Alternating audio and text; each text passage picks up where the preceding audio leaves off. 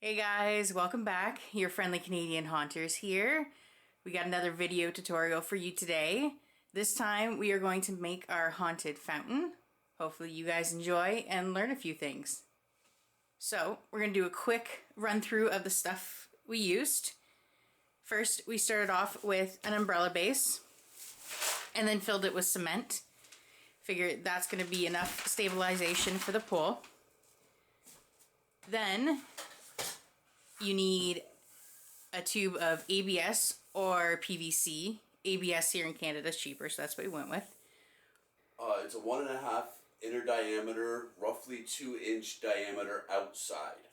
Now remember the big difference between PVC and ABS. ABS is measured inside diameter. PVC is total diameter. So then what we had to do, because the PVC was just a little too big for the umbrella base, is kind of shim a piece of wood at the bottom there and rough it into shape. And then we started off by drilling a hole at the bottom, and that's where the tubing that's going to attach to the pump is going to come out the top. There's a clear plastic tubing bought at Home Depot. What size tubing is that? That's 1/2-inch vinyl tubing. Alright, so let's get that pole in there. Where's my hole? There it is. Now with using the piece of wood, it fits in there pretty snug. However, the base itself does have a tension screw to help stabilize it and make sure that it stays in place, which we are going to be screwing into place into the piece of wood, kind of anchoring it into place so it will no longer come apart. Do that simply just by twisting it. And then you twist it some more. You'll hear it biting into the wood, and you know it's good because then we've got approximately about 50 pounds roughly of just dry cement. Like, took it out of a bag, funneled it in, didn't add any water so that way it kind of works like sand and self-levels. But with putting that anchor screw in, you're able to take the whole unit and pick it up. It's nice and solid. It doesn't move. The whole thing, that's the pole wiggling. Nice solid connection. Most likely, and hopefully, holds all the weight. So, now that we have the tube, the piece of wood, and the base all in one solid piece, with the 1/2-inch hole that I used, that I drilled in the side with a hole saw, we're going to stuff the hose up in there. This is where it gets a little bit finicky because you got to make sure that you don't just jam it in there and get it to coil up. Yeah, you don't want to kink the hose on. So you want it to go in nice and smooth, which takes a little bit of work.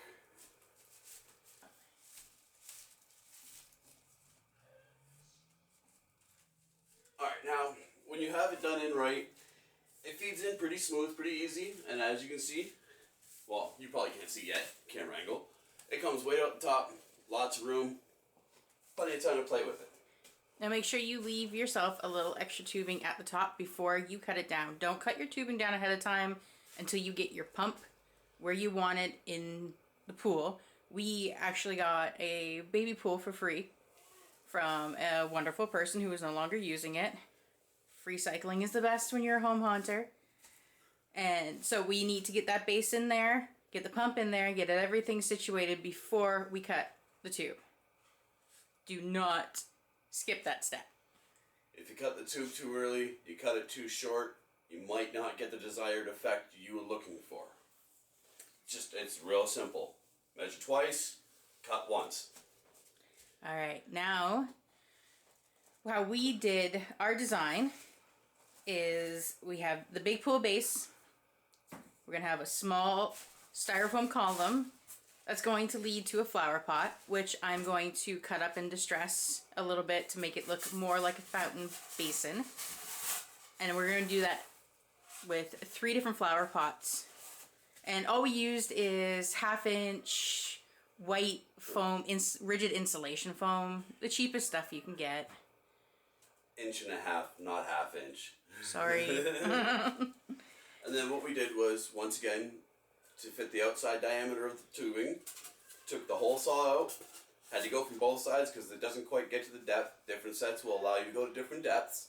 Like I said, once again, depends on how much you want to spend on your hole saw kit.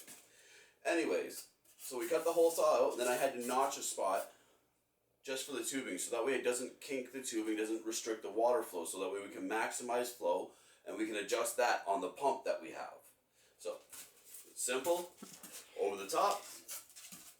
We pre-cut all the styrofoam to save all you guys from the squeakiness. Oh, horrible, wretched sound, which I may suggest using a jigsaw if you have one available, or one of those wire hot knives that you can buy at any hardware store.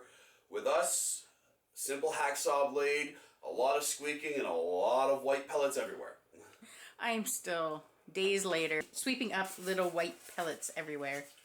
So what I did with the notch was I made sure that I was able to make it wide enough that it would go over the tubing, but not float around everywhere. I wanted it to be semi-snug, so it kind of held in place, kind of like almost like a guide for the hose, so that way it doesn't cause any problems, and it doesn't get too deep, so it still keeps space under the bottom for the hose to run out. That way it can get out to the bottom of the pump, and we can run. You're gonna hear our puppy every so often. We unfortunately don't have a garage to work out of, so this is our makeshift workspace, aka used to be my dining room. I get my dining room back maybe 1 month a year. The rest of it is haunt.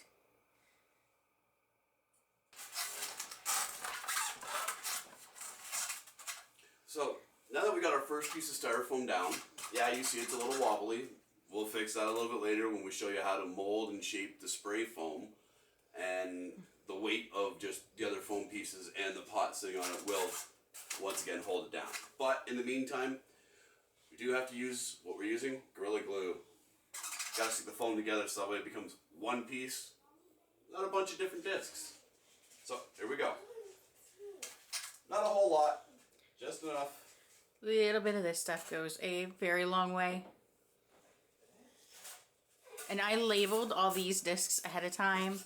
So there's 1, 2, 3, 4, 5. So that way we know what order they need to go back on. And as you can hear from the squeakiness, that's what we saved you guys from. You're welcome.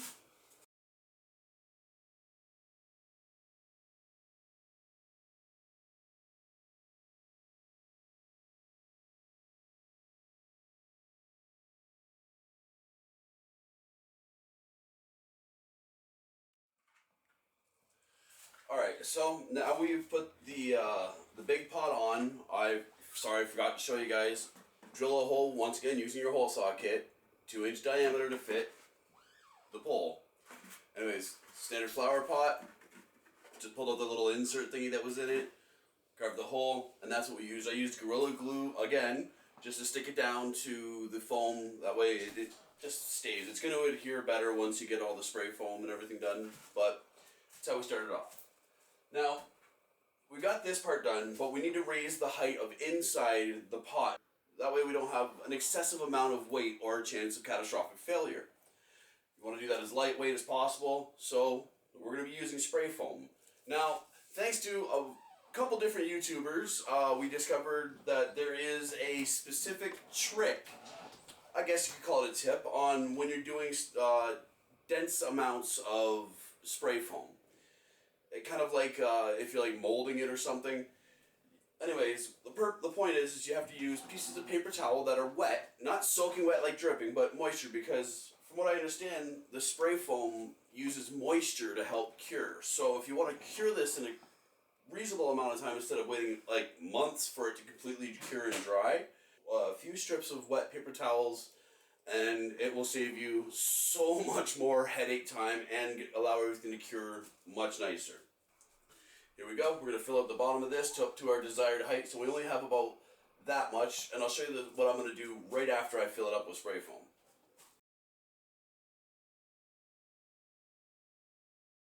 Well, I'm now going to lay some paper towel strips just to help cure it a bit. Ooh, it's kind of chilly in there. Not getting as much out of this as I thought I would for the expansion, so... Well, you gotta remember how much this expands after. It does, yeah, it does expand quite a bit afterwards. However, I guess we'll see.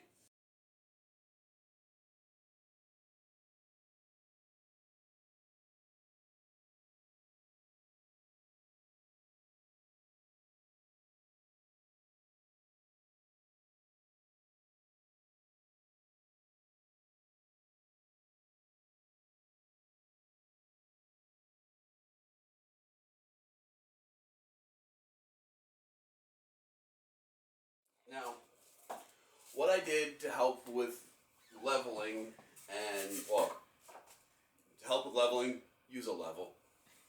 It's the best way, you know, it's really easy. But we have a piece of foam ring, once again, just like we have for the bottoms, because, you know, the next column has to start for the next pot. Because this is going to be a three pot system with a big pool bottom, so technically basin and then 3 tiers above it. Really cool looking.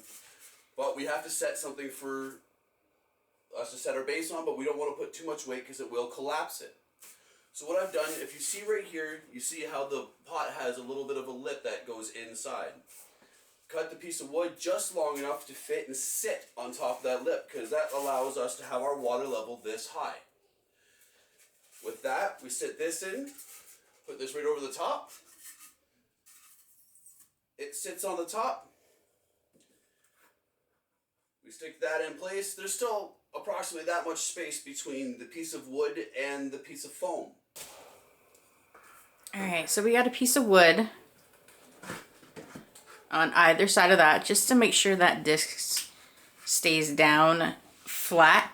Because if it goes off kilter in any way, shape, or form, it is going to throw off the whole rest of the fountain. But now we have to let all that spray foam in there cure before we can move on any farther. Okay, a little update on the fountain. We got everything stacked together. All 3 basins. I went through, shaved everything down, marked where I want each part of the decoration. We're going to spray foam that later. We spray foamed inside every one of the buckets and then carved it out just like this. That way it not only limits the amount of water that we're going to need to run this, but it's also going to take a lot of weight because we don't need as much water. Also went through and marked off on all the buckets what parts we're going to cut out to give it that crumbled look.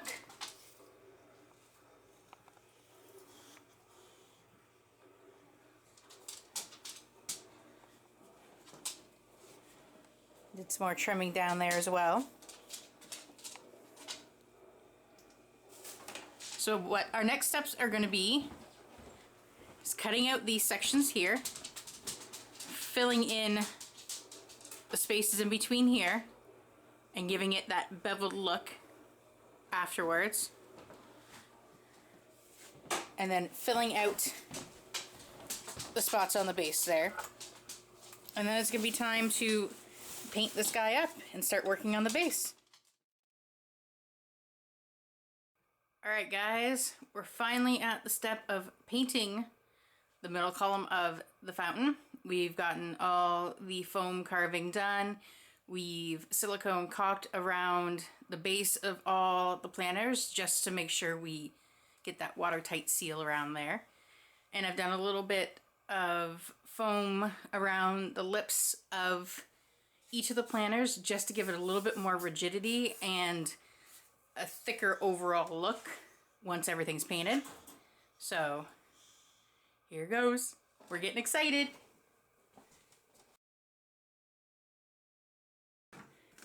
The main pillar part of the fountain is done and painted. So we're getting started on the base. We're using just your regular hard-shelled kiddie pool. And what we're doing is attaching sheets of foam around the outside so we can get rid of that fish pattern. 'Cause that does not scream old, decrepit fountain to me.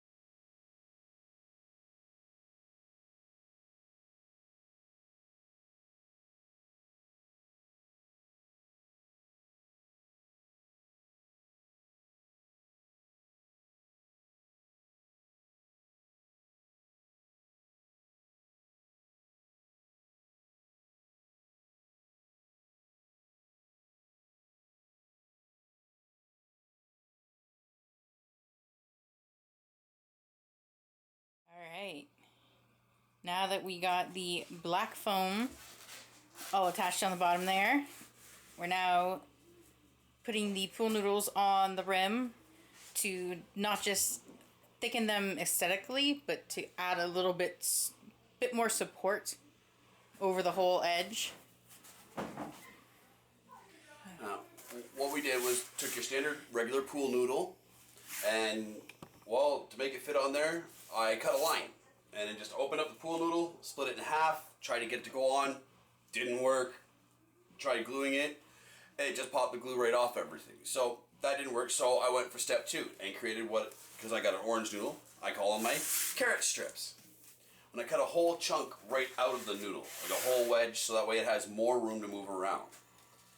Doing that made it a lot easier for me to take it and just wedge it under,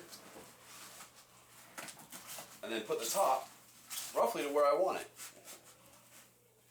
And then when I get the glue, once again, using hot glue, you run a bead of glue down the middle of the one side here, and this is going to be on the top side, so that way when it glues down, it's going to glue down roughly into this area, which, as you can see, it's got pretty good adhesion. And it's not stuck to anything other than just right here. But it fills in a nice gap in between the rib and the thing. Like Katie said, a little more support. So, here we go.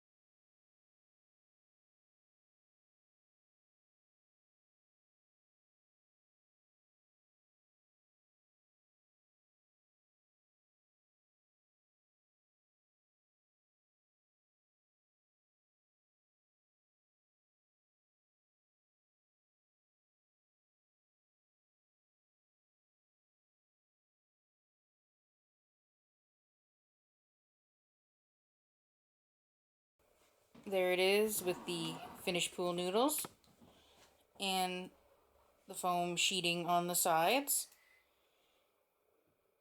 So right now we're going to break the filming, do the boring painting part of it, and then we will be right back with you as soon as that's done.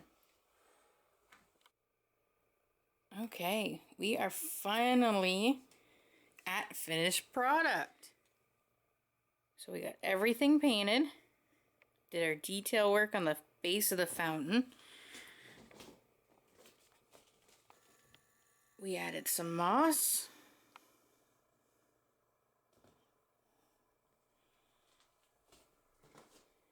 There's Some moss we added in just very minimal spots on the actual pillar of the fountain, because we don't want it to get washed away with the water. Now we lined the outside of the pool with the foam, but we left the inside uncovered, just painted, because we will also be having floating fake pond plants just to kind of camouflage the little pool or pond pump right there. So here's the big test, guys. Let me back up a bit. All right, let's get this thing fired up.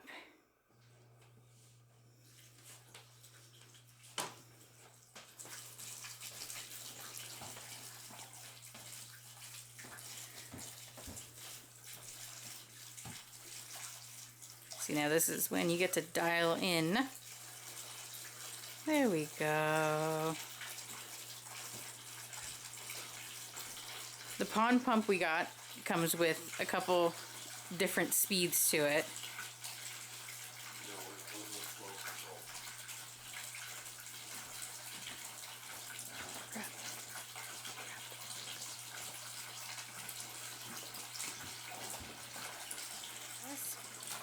So you can see just a little bit out the top.